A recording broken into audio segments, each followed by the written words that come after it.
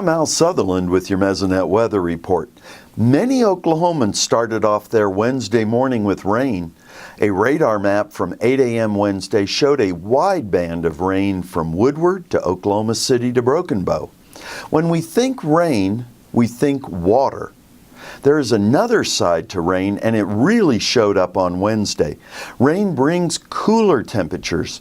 On an air temperature map from noon Wednesday, the rain was falling in and around the green-colored areas. Temperatures in those areas were 20 degrees cooler than in areas to the southwest and northeast. It was 68 degrees at Washington and Byers. Yes, the cloud cover is shading these cooler map areas, but there is also cooling from evaporative cooling. It's just like the cooling from a swamp cooler running on a hot day and blowing out cool, moist air. Dew point temperature is an index of the moisture in the air. A map at noon on Wednesday shows significantly higher dew point temperatures in the green map areas in a band across the center of the state. In the dark green areas over in the southeast, dew points were at or above 70 degrees.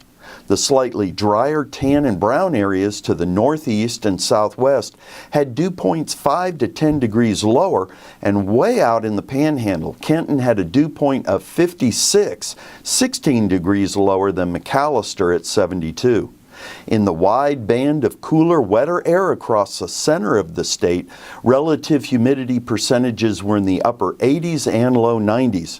To the southwest and northeast, relative humidity values were much lower in the 40s.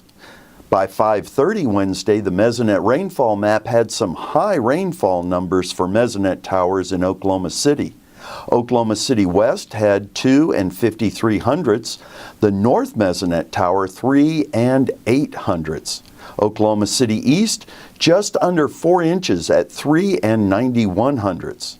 The small yellow areas in McCurtain and LaFleur counties to the southeast had over 4 inches. The green colored areas in the bands across the state received an inch or more of rain. Our train of rains from late May through June and now into July has pushed up the risk of foliar plant diseases. Our peanut leaf spot map for the 14 days from June 26th through July 9th has many areas colored dark green, yellow, or red with leaf spot infection hours above the 36-hour treatment threshold. The pecan scab hours over the same 14 days also shows areas above treatment thresholds. These range from 10 to 30 scab hours depending on the susceptibility of the tree variety being grown. Highly susceptible varieties need protection at 10 hours, while native pecans or improved varieties with low susceptibility need protection at 30 scab hours. Pressing on to grapes, the number of grape black rot risk days since March 15th ranges from a high of 77 in the southeast to a low of 9 at Kenton in the panhandle.